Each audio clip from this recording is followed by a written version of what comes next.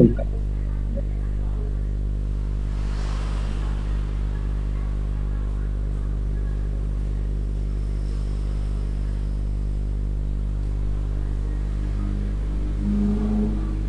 Manis, Kamis Optimis bersama saya Dr. Shania. Kamisan kali ini diadakan 2 minggu sekali dengan konsep baru yaitu Yastroki Roadshow seperti itu.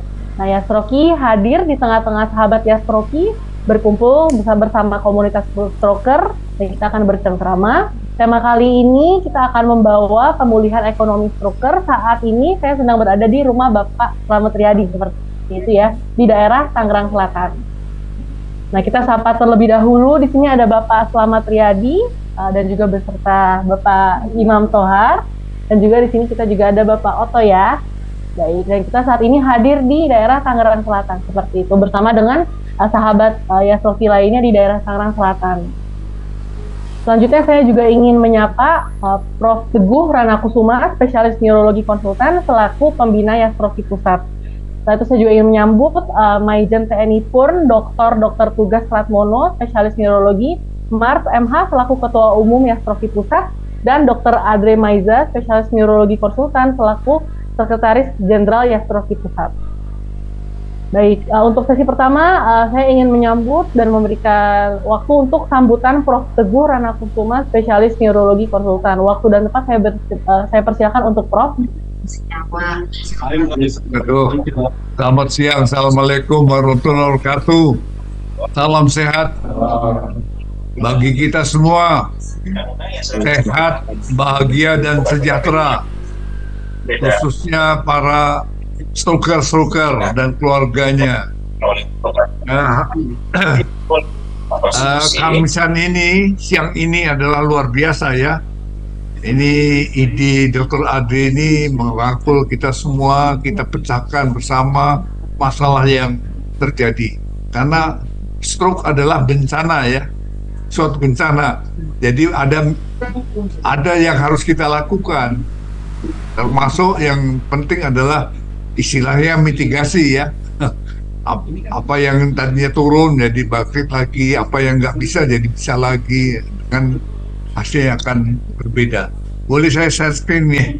Ya, ini stroke ini adalah ada sumbatan atau ada pendarahan ya, kerusakan. Tapi yang penting adalah perjalanan kerusakan dari sel.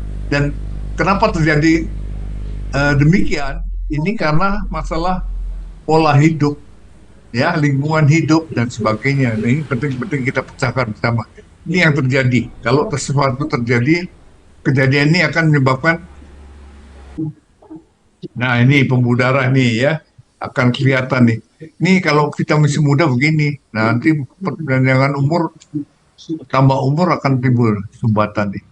Ini adalah kita semuanya ya, perubahan pembuluh darah, cara makan dan sebagainya timbul ya, akan timbul penebalan dari pembuluh darah dan perkapulan, sehingga akan timbul suatu gumpalan darah yang akan dapat nyumbat. Ini terjadi demikian nih.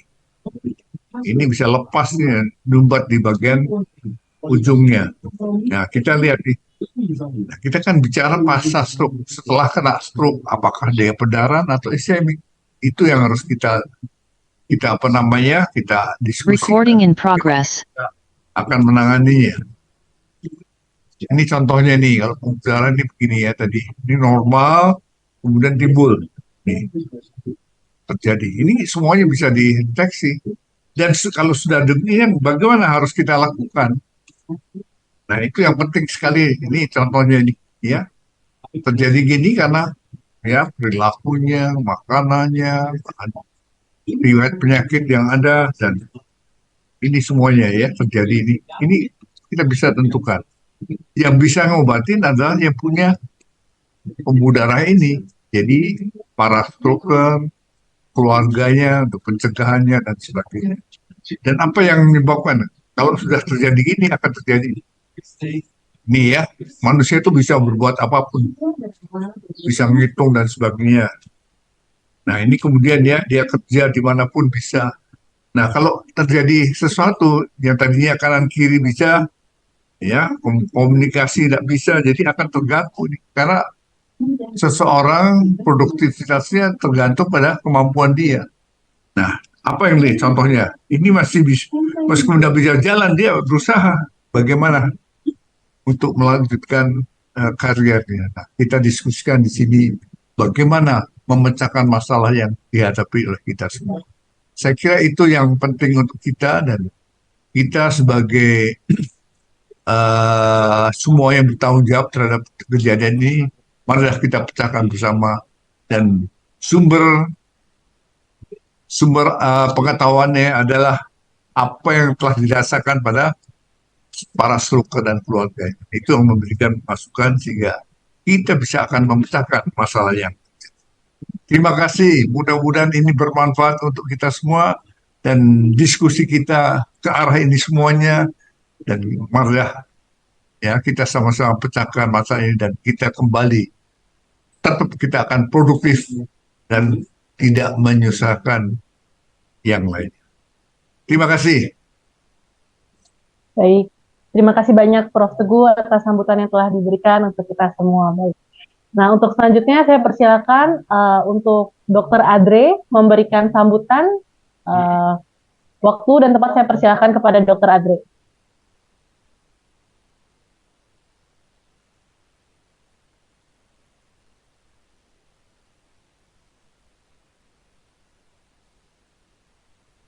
Ya, Sania, suaranya keluar. Halo? Jelas, suaranya jelas. Iya. Selamat siang, Prof. Selamat siang, Stroker. Sania, terima kasih nih. Jauh nih kita udah minggu lalu kita ada di Pamulang, kemudian kemarin kita ada di Bogor, ini kita ada di Tangerang. Ini luar biasa nih, kita keliling-keliling terputar. Mudah-mudahan apa yang kita buat memang bisa ya tuh apa, paling tidak kita memberi dukungan moral untuk para struktur yang memang hari-hari kelihatannya tidak dijangkau oleh Pak Dokter, tidak pernah tidak pernah diwawancara atau diajak bicara. Nah, pada kesempatan ini Sania mungkin bisa mengeksplor apa yang masih bisa dilakukan oleh para struktur, karena kita diajarkan oleh guru, ya saya diajarkan oleh Prof. Teguh bahwa setelah kita mengalami stroke bukan artinya kita tidak bisa melakukan apa-apa. Jadi kita masih dapat melakukan apapun yang kita mampu dengan kondisi stroke kita. Nah, ini kelihatannya ini yang mau ditampilkan oleh Sania pada acara ini, bahwa kalau kita sudah mengalami stroke artinya kita masih bisa melakukan sesuatu yang bermanfaat buat kita sendiri, menjaga kesehatan kita dan bermanfaat buat orang lain. Nah, mungkin itu ya Sania ya, sebagai pendahuluan ya Sania. Terima kasih. Bahkan Pak Dirut ada agenda undangan dari PP. Iya, itu jadi pembicara dia. Itu Sania. Baik, terima kasih Dr. Adre atas sambutan dokter. Dan ya betul sekali, hari ini saya sudah di tengah-tengah bersama dengan para stroker, dan kami hari ini akan membahas mengenai pemulihan ekonomi seperti ini, khususnya bahwa terkena setelah pasca stroke masih banyak hal yang bisa dilakukan seperti itu. Baik, kalau begitu saya izin Pak, Bapak minta izin untuk memperkenalkan diri dulu seperti itu ya. Dari Bapak Slamet dulu, mungkin bisa dijelaskan nama Bapak, usia berapa juga, pernah kena stroke tahun berapa, pemulihannya sudah berapa lama, dan mungkin pekerjaannya sebelum terkena serangan apa seperti itu. Mau dari Bapak Slamet dulu ya. Oke, terima kasih kesempatan yang saya. Baik, saya memperkenalkan diri saya. Saya Slamet Riyadi, usia 50 tahun.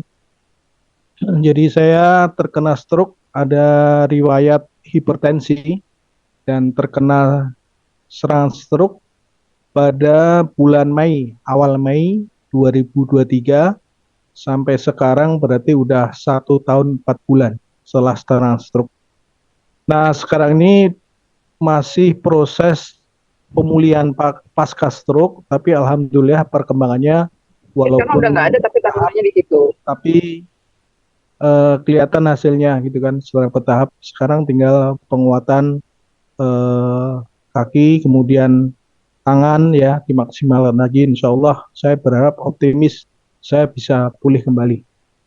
Aktivitas yang saya lakukan sebelum stroke adalah saya pedagang keliling kue, terima pesanan dan sebagian produksi untuk setelah saya terserang stroke selama 3 bulan mengalami vakum tidak usaha, itu saja terasa berat, tapi akhirnya keluarga saya ajak untuk diskusi, saya kumpul anak istri untuk bagaimana nih Bapak selama terang stroke ini ekonomi keluarga harus berjalan, kita harus eksis, anak-anak sekolah tidak boleh putus, maka kita ambil kesepakatan, ayo kita kerjasama keluarga kita ini.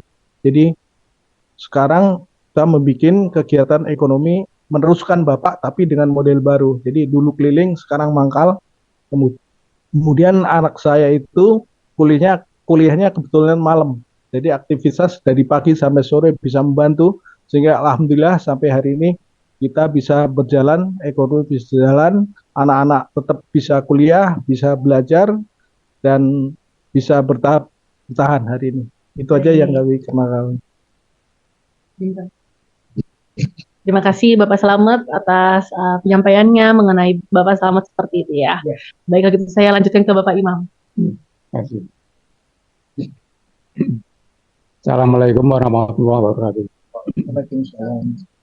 Nama saya Imam Tohar. Nah, saya lepas kopinya. Nama saya Imam Tohar. Saya stroke dari awal tahun 2018. Sekarang sudah 6 tahun lebih. 6 tahun lebih dulu waktu awal stroke selama 6 bulan itu saya di tempat tidur nggak bisa ngapa-ngapain. Terus 6 bulan di kursi roda, terus 6 bulan di tongkat, pakai tongkat. Terus setelah itu latihan jalan, alhamdulillah sekarang tangan sama kaki sudah mulai lumayan bagus lah, cuman masih kurang kuat seperti Pak Slamet bilang tadi. Sekarang ini penguatan yang masih ini, tangan sama kaki ini masih lemah. Terus tapi saya tetap optimis, kuncinya di semangat terus optimis, terus tidak malu, tidak minder.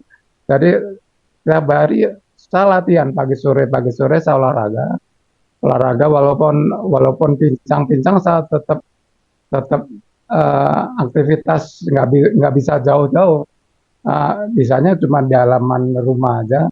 Yang penting ada gerak gitu, gerak terus. Usia saya sekarang sudah 65, nanti Oktober 65. Terus pekerjaan sebelumnya saya sebetulnya wira swasta ya. Usaha saya percetakan gelas, itu terutama gelas untuk masuk di kafe, restoran, hotel, terus macam-macam gitu, gelas paper cup sama plastik cup itu. Terus sama cetakan yang sifatnya umum. Dulu waktu sebelum sakit kerjanya itu banyak, sampai kewalahan. Namun pengaruhnya luar biasa. Stroke ini kan penyakit stroke ini kan pengaruh sekali dengan ekonomi keluarga ya. Dulu bisa aktivitas kemana-mana, bisa ketemu teman, bisa ketemu nasabah. Sekarang setelah stroke ini nggak bisa kemana-mana, jadi otomatis nasabah ini berkurangnya banyak. Kalau dulu kan bisa silaturahmi ke kantor-kantor kayak gitu. Sekarang nggak bisa, jadi otomatis turun drastis. Ekonomi otomatis berpengaruh. berpengaruh. Tapi walaupun turun drastis, tapi alhamdulillah sampai sekarang masih bisa untuk makan sendiri masih bisa lah. Jadi tidak merepotkan anak itu. Kebetulan anaknya udah pada kerja, tinggal yang paling kecil satu kuliah, yang dua sudah kerja, sudah bisa menolong orang tuanya. Nah, saya kira itu yang bisa kami sampaikan. Terima kasih. Assalamualaikum warahmatullahi wabarakatuh. Ya, kita beri tepukan dulu Pak Selamat, Pak Imam. Baik, selanjutnya saya lanjutkan ke Bapak Oto ya. Silakan.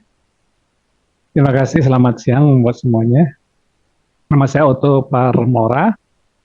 Saya terkena stroke di Maret 2020. Jadi awal COVID itulah saya terkena stroke. Lebih kepada penyumbatan hipertensi kolesterol. Kemudian saya dirawat. Setelah itu karena COVID, rehab mediknya untuk apa? Terapinya kan nggak bisa.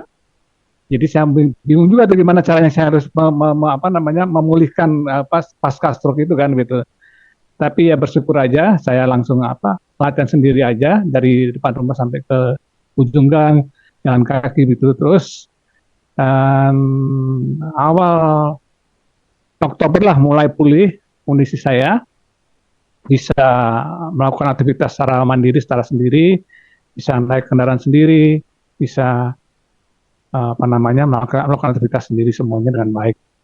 Baru setelah itu baru saya bisa terapi ke rumah sakit karena sudah agak adem lah kondisinya Oktober itulah.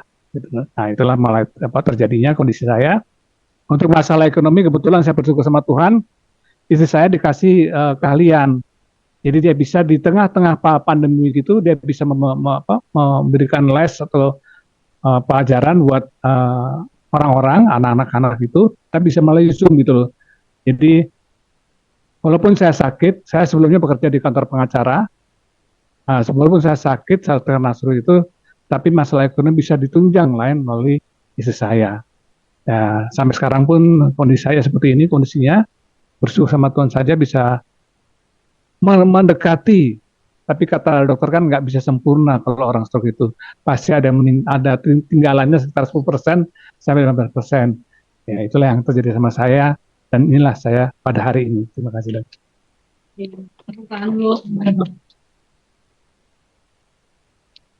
Saya berterima kasih banget ke Bapak sekalian sudah memperkenalkan diri ke sahabat-sahabat kita dan juga ke Prof dan juga ke dokter seperti itu.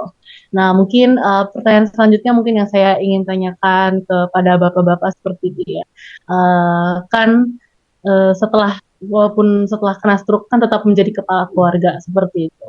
Nah, kalau misalnya dibilang sendiri kayak dampaknya seperti apa sih Pak setelah kena stroke dan tetap harus menjadi kepala keluarga mencari nafkah? Apa yang bapak-bapak ini lakukan seperti itu untuk tetap mempertahankan ekonomi seperti itu? Mungkin bisa diceritakan ke sahabat-sahabat kita. Bisa dari Bapak dulu. Jadi saya katakan tadi, begitu kena stroke, emang berdampak sekali terhadap ekonomi rumah tangga saya. Karena saya sebagai kepala rumah tangga yang tadinya menjadikan tumpuan, ya, tulang punggung, menjadi istilahnya menjadi lumpuh pendapatan itu gitu kan. Akhirnya selama 3 bulan setelah vakum, saya berpikir stroke ini tidak akhir segalanya, tapi kita harus stroke ini menjadikan tolak awal kita bangkit dengan kondisi yang baru. Artinya kondisi yang baru, keadaan saya baru, harus bangkit. Maka saya kumpulkan anak istri untuk diskusi, musyawarah untuk menjalankan usaha yang sudah saya rintis sebelumnya, yaitu produksi kue basah, kemudian menerima pesanan, kemudian ada juga yang mengambil buat dijual lagi. Kita hidupkan lagi dan alhamdulillah sampai sekarang tetap bisa berjalan sehingga anak-anak kuliah juga tidak terhambat biayanya, adiknya yang masih di SMK juga tetap berjalan, kebutuhan keluarga juga alhamdulillah bisa tercukupin walaupun dengan keterbatasan, tapi Allah memberikan rezeki yang tidak disangka-sangka. Artinya selama kita dalam kondisi keterbatasan, kalau kita berikhtiar berusaha, insya Allah Allah pasti memberikan makhrajah sidik, jalan keluar yang terbaik. Dan yang terpenting adalah semangat, tetap berusaha, pasti ada jalan keluar. Itu yang kami alami seperti itu. Ya. Kalau saya boleh tanya, jadinya pembagian tugasnya gimana Pak? Dari kerjasamanya istri dan keluarga seperti itu. Istri lebih fokus kepada produksi ya, lebih produksi. Kemudian anak saya pertama itu Tiffany itu lebih kepada jadi mengambil kue di tempat lain, pesanan tempat lain dan distribusi atau mengantar ke tempat yang beli yang pesan itu. Nah itu dibantu sama kakaknya Babas, adiknya Babas, karena yang nomor 2 ini jam 8 harus sudah kerja, gitu. Kemudian yang nomor 3 itu semester 5 sekarang karena kuliahnya malam, dia yang standby di tempat dagangan, seperti itu. Jadi pembagian tugasnya seperti itu dan alhamdulillah bisa berjalan. Ya. Sudah berapa jalan nih kira-kira sistemnya berjalan seperti itu? Sudah berjalan 1 tahun nih, satu tahun 1 bulan ya, karena sempat vakum itu 3 bulan. Tapi gitu. Pulih juga ya secara bisnis. Ya alhamdulillah bisa tumbuh kembali. Kalau dikatakan pendapatan sebelumnya ya ada kekurangan gitu ya, tapi alhamdulillah saya sudah bersyukur sekali anak-anak itu bisa meneruskan kuliah tanpa putus pendidikannya, kemudian kebutuhan ekonomi keluarga bisa tercukupin walaupun dengan keterbatasan saya gitu. Iya. Keren banget Bapak, saya agak kita tetap beri tepuk dulu untuk pasangan. Saya juga ke Pak Imam. Bagus. Kembali ke pertanyaannya tadi. Menurut Bapak dampaknya sebagai kepala keluarga dan pemulihan? Saya selama 3 tahun pertama, dari stroke dari tahun pertama, tahun kedua, tahun ketiga tuh sama sekali putus kerjaan tidak ada sama sekali karena saya nggak bisa ngapa-ngapain, nggak bisa keluar, terus rasa jalan belum bisa ini, belum kuat gitulah, masih pakai tongkat. Terus setelah awal tahun keempat saya beranikan diri untuk pergi ke instansi yang dulu rekanan. Jadi kita kenalan lagi kan mereka udah ganti pimpinan ya, otomatis pimpinan baru saya ngenalin lagi kalau saya udah bisa kerja gitu. Dari situ sedikit-sedikit mulai dikasih kerjaan, terus ada hasilnya lumayan buat nyambung hidup lah gitu. Terus kebetulan anak yang nomor 2 sama nomor 1 kan sudah kerja juga, jadi ekonomi tidak begitu jomplang gitu, karena mereka udah bisa bantu bayar listrik, bayar internet, bayar bantu makan. Jadi kerjaan bapaknya kebanyakan ya juga buat kesenangan bapaknya aja gitu. Jadi yang lain udah ditopang sama anak gitu. Jadi alhamdulillah anak-anak sudah mandiri. Tinggal yang paling kecil tuh masih kuliah sampai sekarang belum selesai, masih semester 4, ambil D3 udah selesai. Diharapkan walaupun saya stroke, saya tidak akan minta ke anak untuk jajan gitu. Jadi tetap mandiri gitu. Kalau mengharap ke anak itu rasanya nggak enak gitu. Jadi walaupun sakit, walaupun tua, tetap nyari duit sendiri. Tapi kalau dikasih nggak nolak. Saya kira itu. Makasih. Terima kasih Bapak. Dan saya izin lanjutkan ke Pak Otto, boleh? Ya, oke. Jadi dampak pertama kalau kita kena stroke, pertama-tama jujur pasti semua akan mengalami adalah semuanya akan hilang. Perasaan kita merasa udah nggak ada gunanya lagi lah. Karena kita nggak bisa ngapain kan itu loh. Pasti seperti itu. Saya juga mengalami seperti itu. Rasanya ya udah selesai nih sebagai kepala rumah tangga, mau ngapain lagi nih kondisi seperti ini gitu loh. Itu pertama. Jadi yang pertama-tama saya benahi adalah menumbuhkan lagi rasa percaya diri saya dulu, itu yang utama. Makanya saya berusaha menumbuhkan rasa percaya diri terus ya, terus kalau secara rohani berhubungan dengan Tuhan inilah itu langkah utamanya. Yang secara jasmaninya saya mencoba bergaul kepada semua orang, supaya kadang kan kita kalau kita ada kekurangan dalam hidup kita, terutama orang stroke kan dari jalannya, kakinya, tangannya, orang akan melihat, lah kamu ngapain kok sekarang begini. Nah itu yang saya mau coba memulihkan rasa percaya diri, bergaul dan bergaul terus, bahkan kepada lingkungan teman-teman alumni sama saya masuk lagi di situ lagi, saya merasa saya nggak apa-apa gitu loh. Kalau saya, dan itulah rasa percaya diri lagi. Orang paling hanya seminggu 2 minggu lah ngomongin kita, apa ini dia, kok bisa stroke. Nah itu apa orang ngomongin paling segitulah. Setelah itu paling udah selesai lah. Itulah yang saya alami, dan pada akhirnya rasa percaya diri timbul lagi. Ya itu menjadikan saya semakin pulih, karena saya merasa percaya diri yang kuat. Jadi saya nggak merasa takut lagi, merasa bingung atau merasa jadi dilihatin orang mulu nih. Jadi, nah itu udah hilang. Itu saya udah merasa saya sama kamu samalah, nggak ada bedanya. Itulah rasa percaya diri itu timbul, baru perlahan-lahan saya melakukan kegiatan ekonomi saya. Karena saya dulu di kantor pengacara dan saya lebih kepada untuk auditor, pemeriksaan, saya mencoba untuk beberapa teman apa yang bisa saya bantu mengenai pajak mereka. Nah, itu sampai sekarang seperti itu. Kira-kira itu ya. Oke.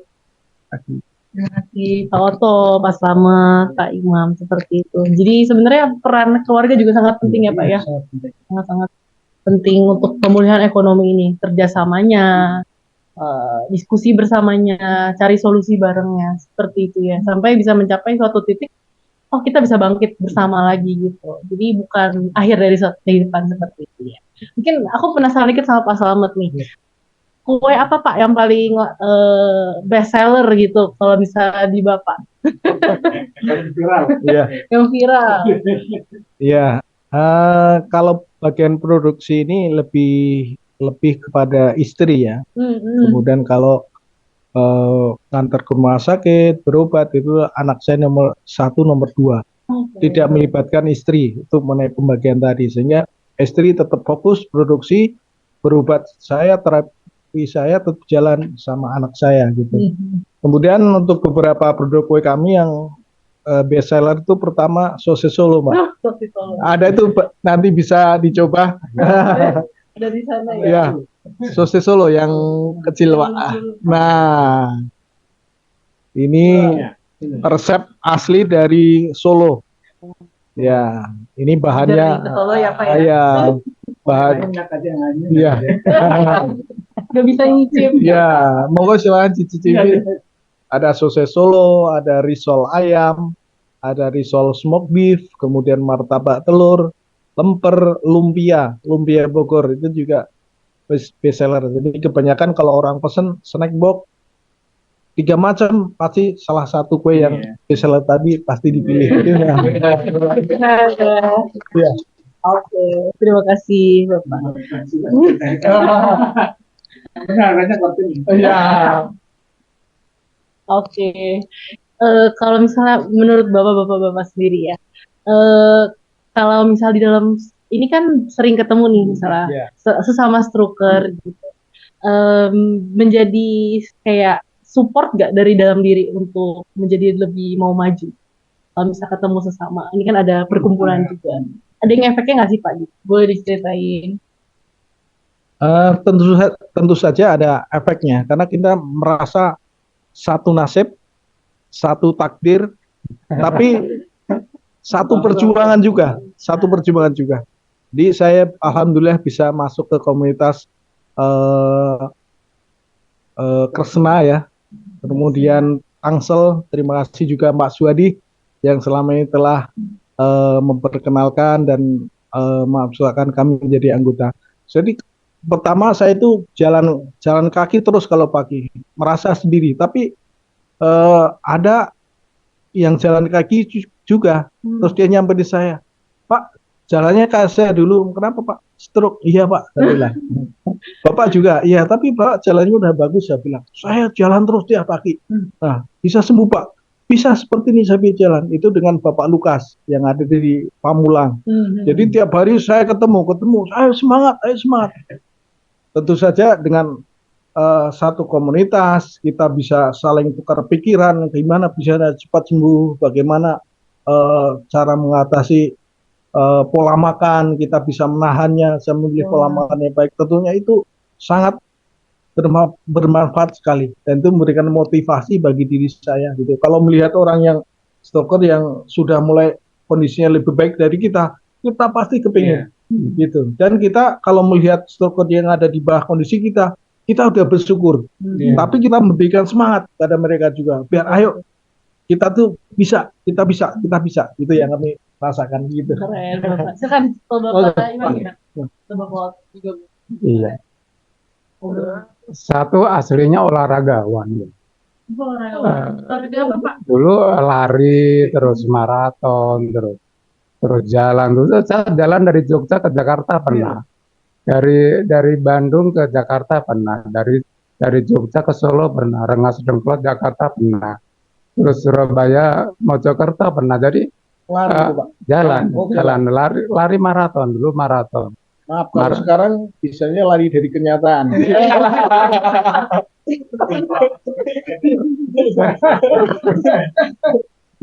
Makanya begitu saya stroke ini teman-teman perlu kaget semua. Seorangnya nggak ngerokok, nggak ngopi, nggak pernah begadang, nggak minum-minuman. Nah, itu jadi pola hidupnya tuh bagus gitu loh. Terus begitu kena stroke orang kaget.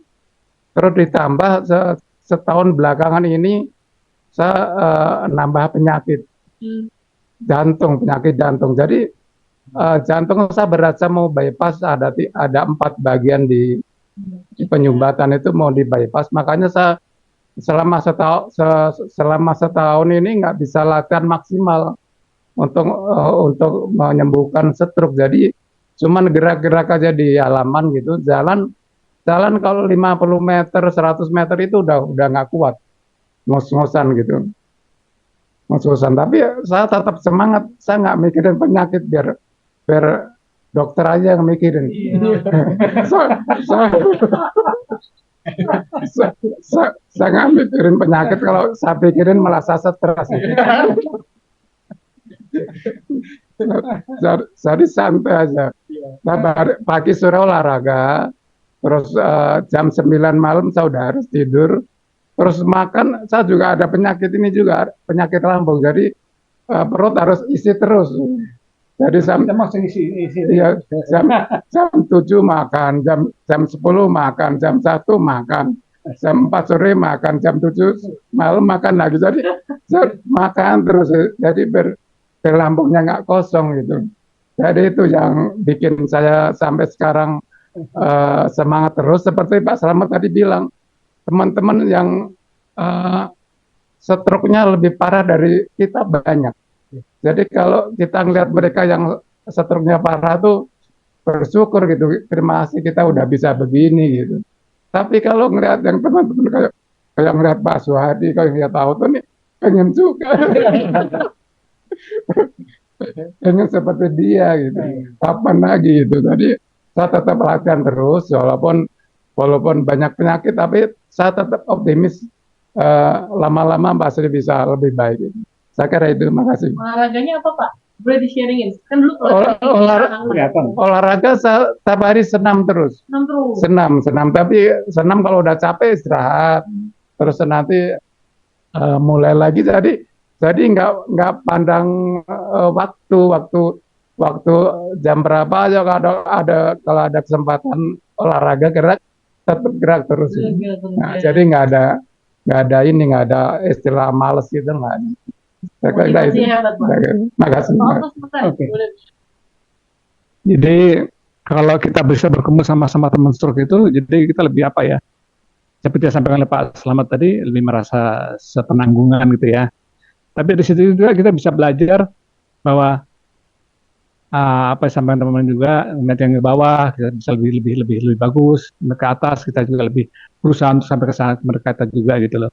Jadi ya lebih mendorong kita untuk semangat ya, terus bisa menyemangati teman-teman juga. Kalau saya di Tangsel terkenalnya dengan istilahnya yang nekat, terkenal dari siapa? Nah, saya bilang istilah saya nekat lah, stroker yang nekat. Karena saya waktu belajar sepeda, saya jatuh 3 kali.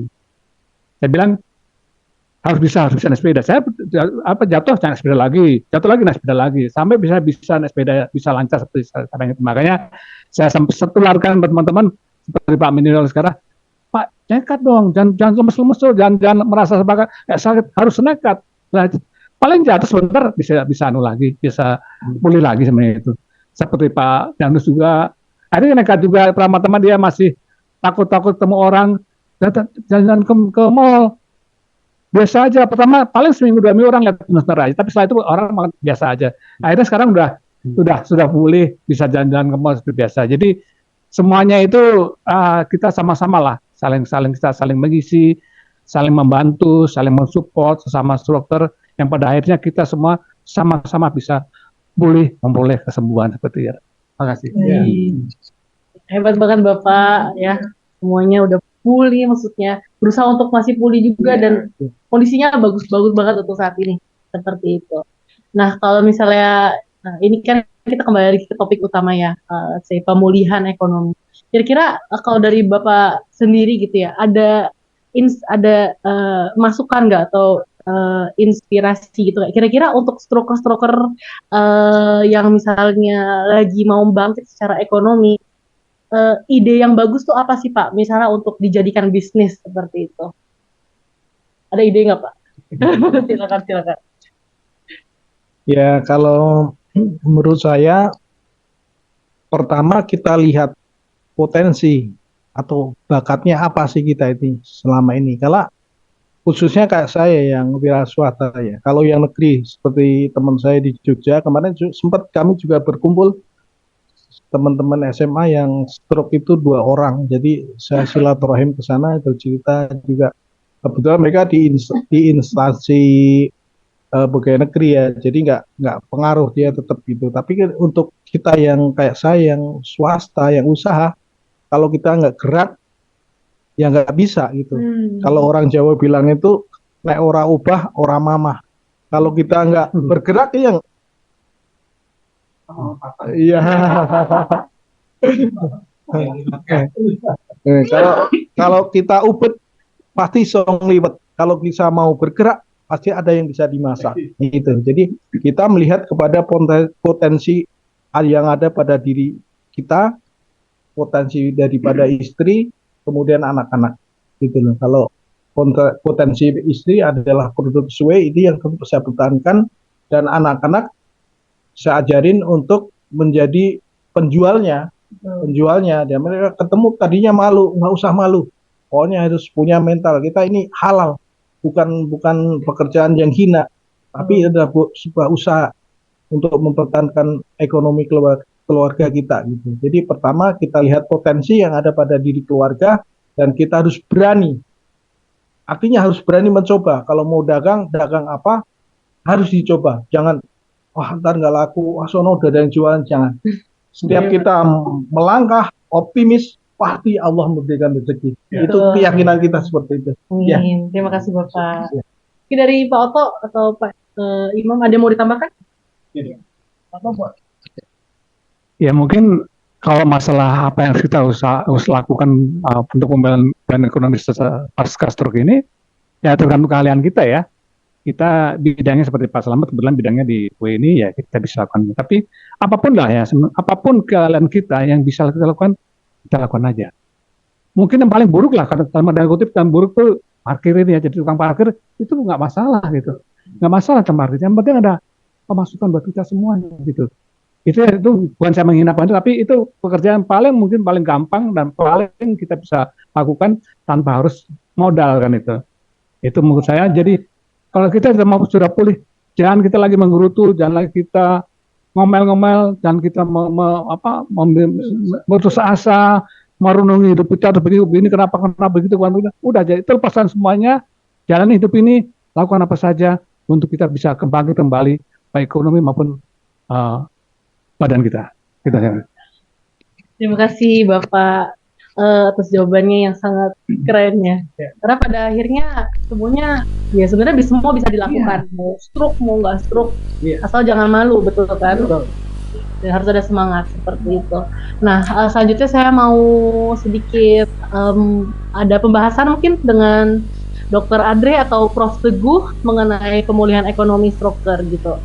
Sekiranya dari Prof. Teguh atau Dr. Adre ada yang ingin disampaikan dari topik kami ini?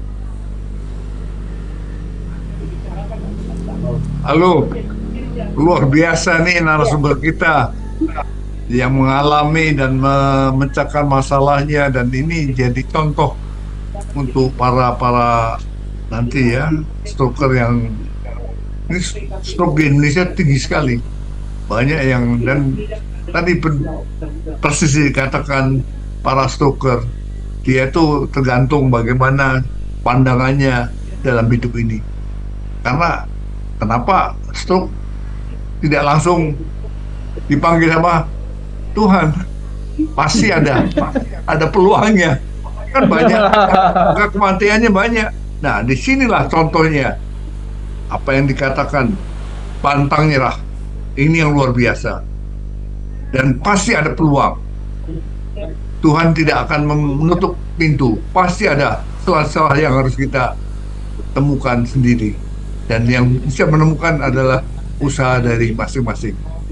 Selamat dan terima kasih atas informasinya dan memberi semangat pada kita semua. Amin.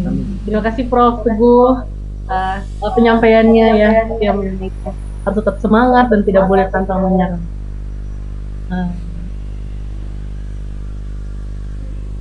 Oke.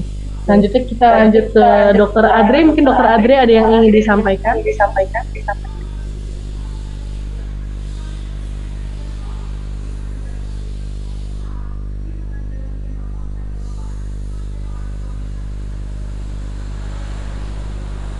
Baik, kalau begitu kami lanjutkan ke sesi Q&A atau ada pertanyaan, dan sesi-sesi pertanyaan dari peserta kamisan secara offline dan online gitu. Kalau misalnya dari peserta online ada yang ingin bertanya, boleh angkat tangan.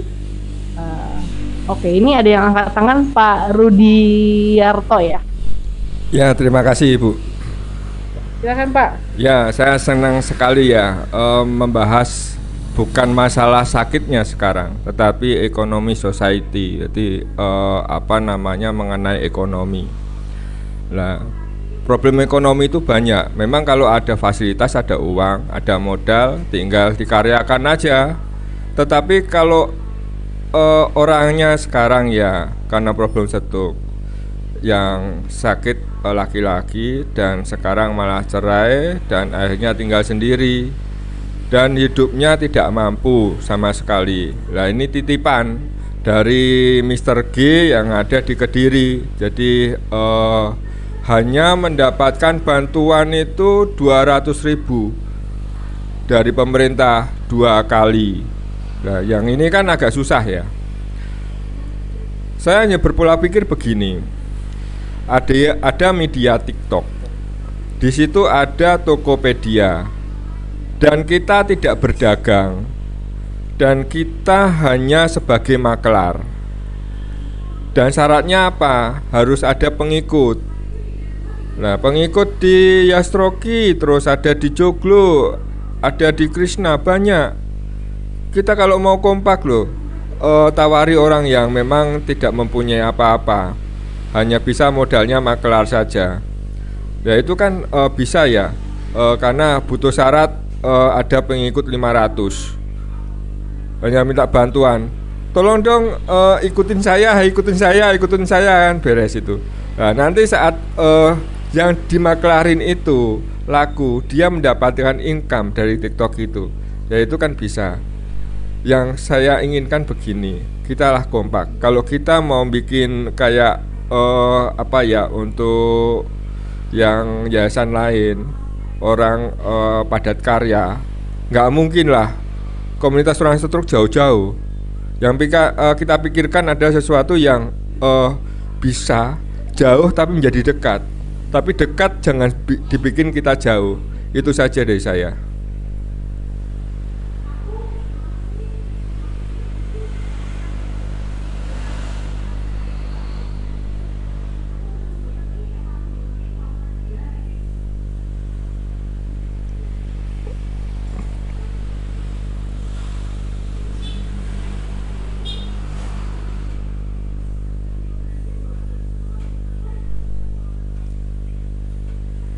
Maaf, suaranya hilang. Apakah sudah terdengar? Sudah.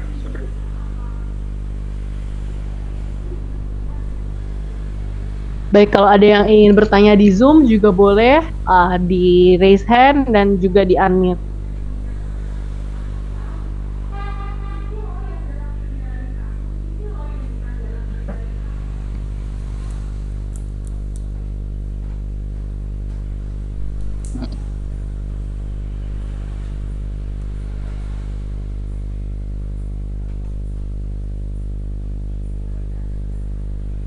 Silakan, di sini ada satu peserta yang ingin bertanya.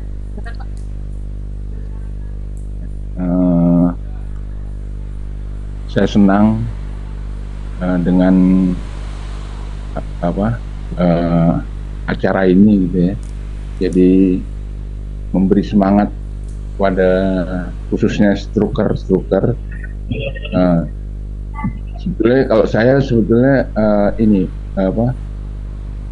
caregiver gitu. Jadi yang membantu yang stroke, karena yang stroke itu adalah istri saya sendiri. Jadi saya membantu dia, ingin memulihkan dia kembali seperti sebelum stroke gitu. Jadi dengan acara ini juga memberikan semangat buat struktur. Jadi jangan putus asa, ya, harus tetap eksis, ya, gitu. Jadi dan juga kepada Yastroki khususnya itu sudah memberikan wadah untuk para struktur kita berkumpul, dan banyak di situ memberikan wawasan-wawasan, ya. Di situ banyak ada dokter, ada perawat yang selalu memberikan arahan-arahan untuk para struktur. Jadi saya hanya memberikan aplaus buat acara ini. Semoga acara ini selalu ada terus, ya. Kalau memang kurang mungkin waktunya bisa ditambah lagi gitu ya. Jadi untuk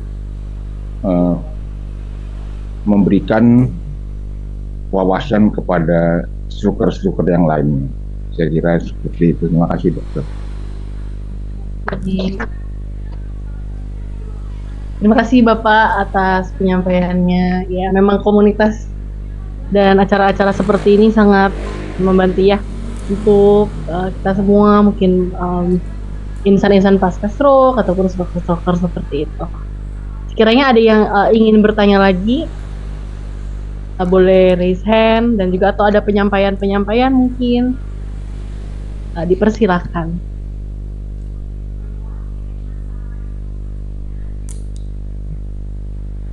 Ada yang ingin disampaikan lagi juga boleh, atau ada yang ingin bertanya ke struktur atau di sini masih ada Prof. Teguh seperti itu.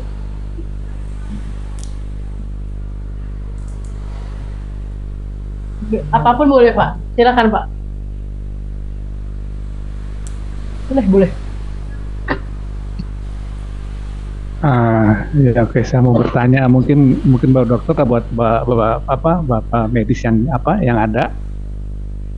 secara pemulihan sih udah bagus saya. Tapi yang apa namanya, yang di kaki ini dalam waktu tertentu tuh suka berat ke kaki saya gitu loh.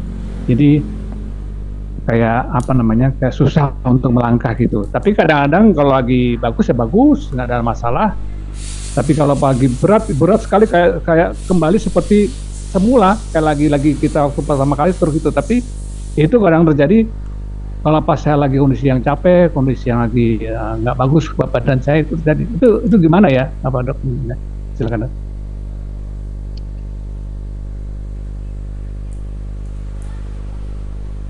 Saya persilakan kalau Prof. Teguh ingin menjawab dari Pak Oto seperti itu ya.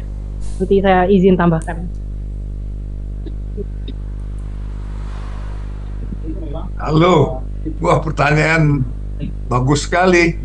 Nah ini pertanyaan ini yang menggambarkan bahwa sesuatu sakit hanya dialami oleh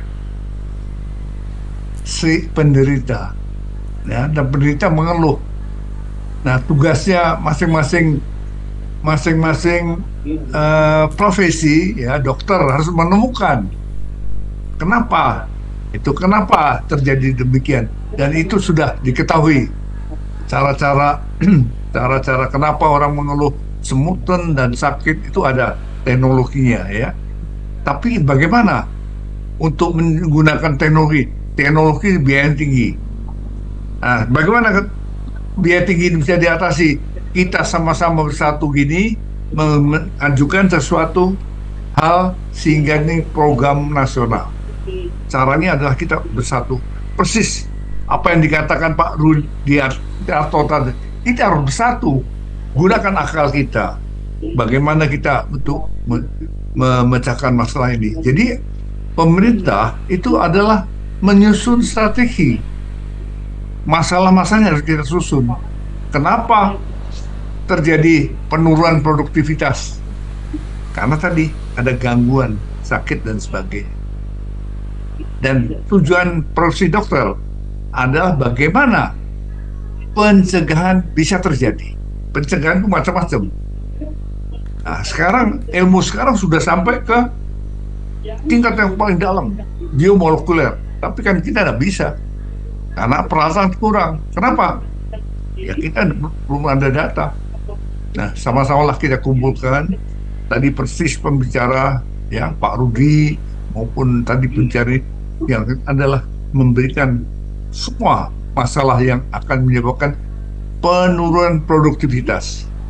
Produktivitas bukan hanya untuk strokernya, tapi untuk kita semua. Karena kumulatif produktivitas kita bersama di satu milik kita bersama. Kalau ada yang produksinya turun, kita akan mengalami semuanya kerugiannya. Jadi persis apa yang dikatakan Pak Rudi tadi, ya, kita harus kompak, strategi mana, dan manfaatkan teknologi yang mutakhir untuk memecahkan masalah.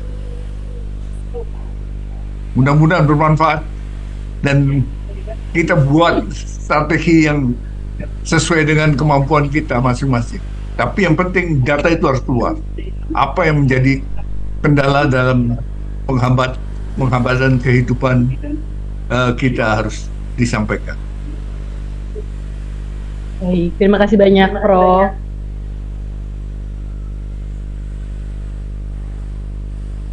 Baik, di sini ada Pak Rudi yang raise hand lagi sepertinya. Silakan Pak. Ya Ibu, tadi saya mau menjawab ya. Saya bukan dokter tapi saya pernah mengalami jalannya susah, terseok-seok. Saya itu saat bisa jalan dulu, itu saya gunakan deker kaki itu 2 kali Pak. Dan saya nekat Pak, saya langsung main bulu tangkis. Bapak tahu saya jatuh berapa kali main bulu tangkis? Yang saya lawan bukan ecek-ecek Pak. Saya jatuh 5 kali Pak. Aku hanya berpikir tapi kan nggak mungkin seperti itu ya. Tapi intinya Pak, kita jalan kaki, kita juga harus minum Pak. Saat kita itu mau olahraga, kita minum air hangat. Dan saat kita berkeringat, kita lebih dorong minum air. Kenapa? seperti kalau kita ada pemecahan pembuluh darah, gimana caranya darah itu bersih dari otak dan mengalir ke cairan otak, dan fungsinya cairan otak itu membuang toksin. Lah dengan air, Tuhan sudah menciptakan air kok dari kecil kok, tinggal kita minum, kita kelola, kan gampang, ya kan? Maaf, ini bukan dokter. Jadi bahasanya seperti ini, Pak.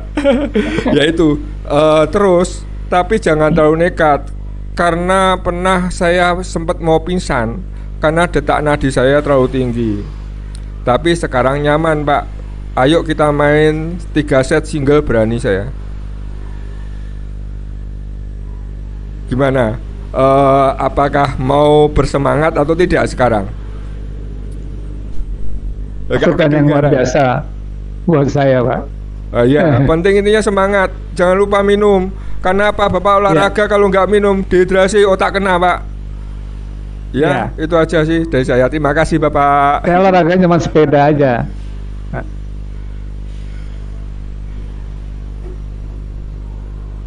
Ya, terima kasih Pak Rudi ya sebelumnya.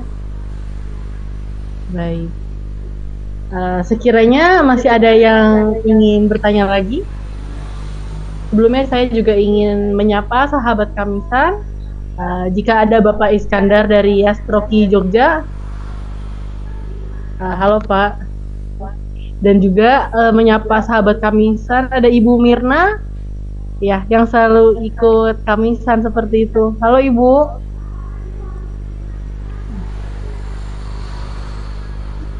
Ya, selamat siang. Siang Ibu.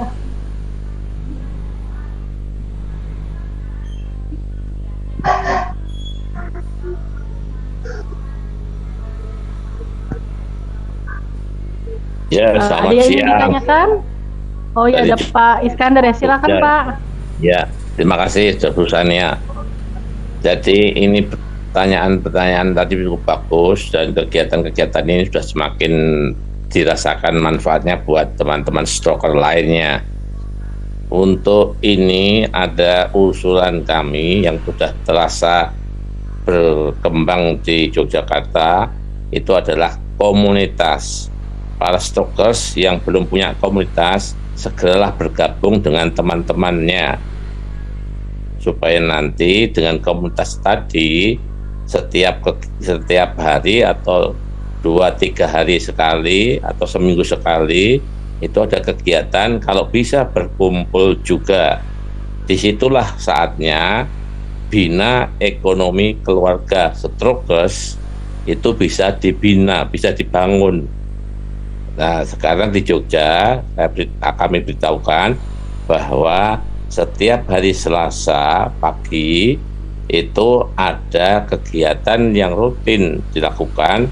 Orangnya jumlahnya kira-kira sampai dengan 80 orang setiap hari Selasa, itu dari jam 7 hingga pukul 9 pagi. Itu di Sanggar Yastroki DIY Embung Tambak Boyo. Nah, kegiatannya apa? Setelah kegiatan olahraga, senam PEP, bioenergy power, kemudian sharing dari para dokter, dari para strokers dan lain-lain, itu kemudian mereka yang dari rumah membawa dagangan, biasanya adalah makanan, ya, kue dan lain sebagainya, camilan-camilan begitu, itu selalu laris manis, laku terjual di situ. Nah, inilah namanya pasar Yastroki di saat kegiatan berada. Ini mudah-mudahan bapak-bapak, ibu-ibu, para stokers tadi, Pak siapa tadi ya, tadi saya lupa namanya, itu akan bagus sekali. Jadi siapa yang punya usaha ini bisa ketemu dan kemudian bisa membeli, ya. Ini karena bentuknya komunitas tadi. Dengan komunitas tadi betul-betul bisa bermanfaat, bisa bertemu, dan kemudian bisa saling jual beli setiap hari kapan ditentukan. Saya kira itu perlu untuk dilakukan untuk di tempat lain. Terima kasih. Terima kasih Pak Iskandar sebelumnya. Idenya bagus banget ya Pak ya. Pasaria Stroki. Jadi memulihkan ekonomi juga antar sesama stroker kan. Seminggu sekali mungkin bisa jadi ide nih untuk di Yastroki Tangerang seperti itu ya. Baik, di sini ada Ibu Trisna ya, Dewita yang ingin bertanya. Saya persilahkan atau ada yang ingin ditambahkan, boleh Bu? Iya, saya ingin bertanya. Saya baru izin sebelumnya. Saya mohon maaf tidak bisa mengaktifkan kamera. Halo, apa suara saya terdengar? Terdengar Bu, silakan Bu. Ya, baik. Nah, saya baru bergabung juga di pada webinar kali ini. Kebetulan mendapatkan informasi dari rekanan. Saya saat ini memiliki orang tua yang baru terkena stroke baru 3 bulan. Nah, karena pengalaman yang baru ya bagi saya melihat pasien stroke, saya juga belum banyak tahu bagaimana pengobatan stroke, kemudian bagaimana penyembuhan stroke, apakah memang pasien stroke ini pemulihannya lambat atau seperti apa. Kemudian bagaimana cara pemulihannya agar bisa cepat sembuh kembali, bisa cepat bergerak kembali. Karena sampai saat ini sudah 3 bulan orang tua saya masih belum bisa menggerakkan anggota badan yang kirinya yang lemah begitu. Untuk itu saya mohon petunjuk dari dokter, kemudian juga dari para orang tua yang saya hormati di grup ini. Terima kasih.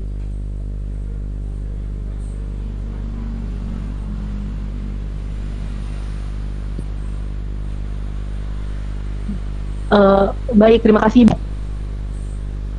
Saya teruskan ke Prof. Teguh. Sebelumnya, silakan Prof. Wah, ini pertanyaan kan tadi udah dirangkum semuanya ya. Sebetulnya nomor 1 adalah pasiennya itu sendiri. Nah, kalau pasiennya belum mengerti susah juga. Nah, kalau kedua lapisannya, lapisan pertama adalah keluarga, dampingnya itu penting sekali. Nah, sekarang yang kemudian yang ketiga, lapisan ketiga adalah hubungan dokter dengan pasien. Ini harus ditanyakan hal-hal yang penting dilakukan dan apa yang harus dilakukan. Ini yang penting ya. Kemudian berikanlah semangat. Tadi yang kata-kata para stroker itu luar biasa. Pantang nyerah. Besok pasti matahari terbit, itu yakin gitu ya. Dan yang penting lagi, kita beragama semua. Kalau utang ke bank kan gampang tuh ya, ada jadwalnya. Tapi kalau utang sama Tuhan itu tidak ada hitungannya. Anggap aja saya belum lunas, bayar terus ya. Bayarnya dengan aktivitas yang bisa kita lakukan. Itu yang harus ditanamkan. Utangku masih banyak karena kita selalu salah dalam hidup ini. Itu yang harus kita perbaiki. Mudah-mudahan ya kita bisa memberikan motivasi pada semua orang.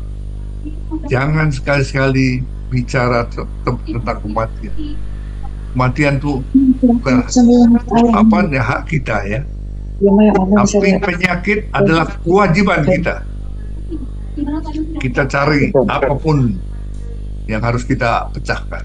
Ini dari para stroker udah memberikan masukan banyak sekali ya. Saya kira harus kita transferkan ke semua yang masih mau bagaimana cara membayar utang pada Tuhan.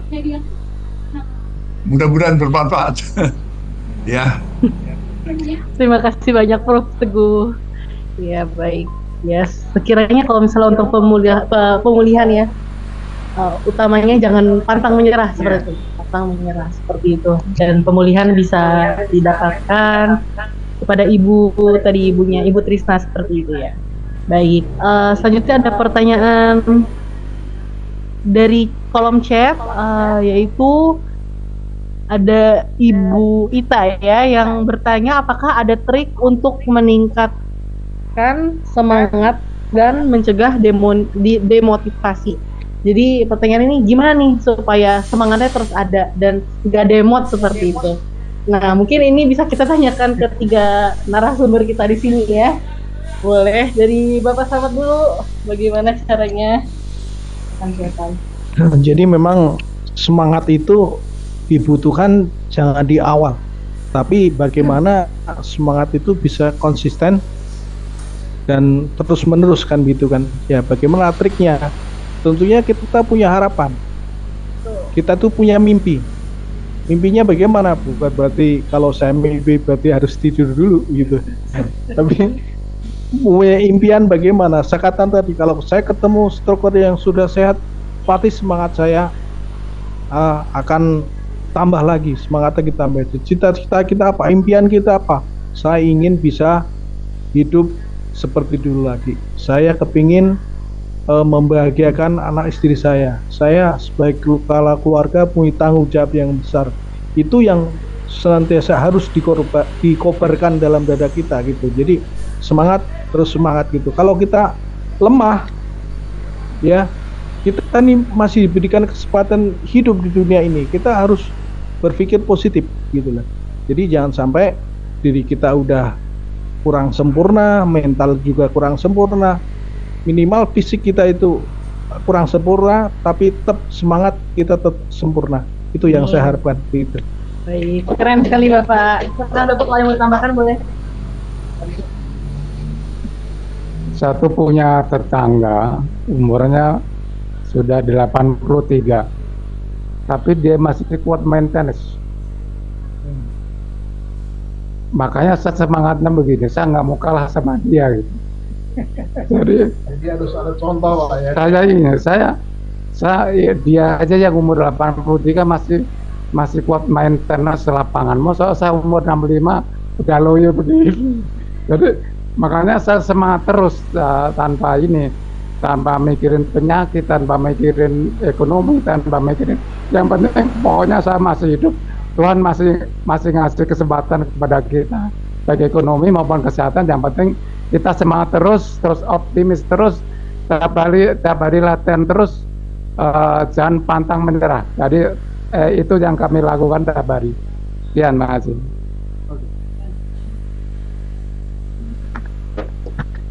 Jadi memang yang pertama sih seperti disampaikan Profesor tadi, pertama-tama kita kan semua beragama. Pertama beragama, ya itulah kita kembali kepada Tuhan kita. Gimana kita harus bisa terus bersemangat dengan bantuan Tuhan. Yang kedua, lihat sekeliling kita. Pertama di rumah kita dulu aja. Kebetulan saya kepala rumah tangga, saya lihat istri saya, lihat anak saya. Kalau saya lemah, mereka ini mau jadi apa semuanya? Itu yang utama saya lihat. Setelah itu saya langsung bangkit. Kedua, saya baru keluar dari sekeliling kita. Saya termati sama saya lihat, oh enak ya, bisa nyetir, bisa naik motor, bisa jalan-jalan, bisa lari pagi. Itu yang menjadikan motivasi saya. Terus saya harus bisa seperti mereka, dan pada akhirnya kita akan pulih dan pulih lagi. Terima kasih. Terima kasih banyak Bapak semua atas pencerahannya seperti itu ya. Jadi dia pasti punya harapan, berpegang iman dengan teguh dengan iman kita seperti itu ya. Baik, kalau begitu sebelum ke penghujung acara, saya minta tolong untuk kita mengadakan sesi foto bersama dulu sebelum penutupan seperti itu ya. Saya boleh minta tolong untuk peserta dan juga Prof Teguh untuk on cam supaya kita bisa foto bersama seperti itu.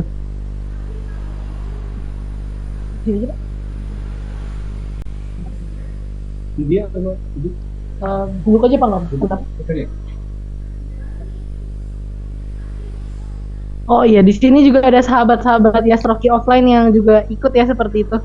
Sini saya bantu.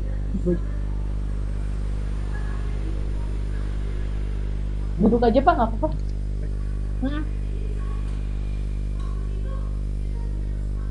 Bisa nggak Pak? Kalau berdiri kan bisa. Baik,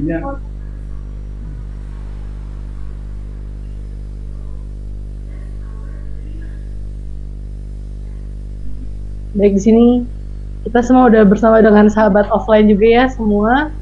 Oke, saya izin aba-aba untuk foto. 1, 2, 3. Oke, dengan gaya semangat. 1, 2, 3.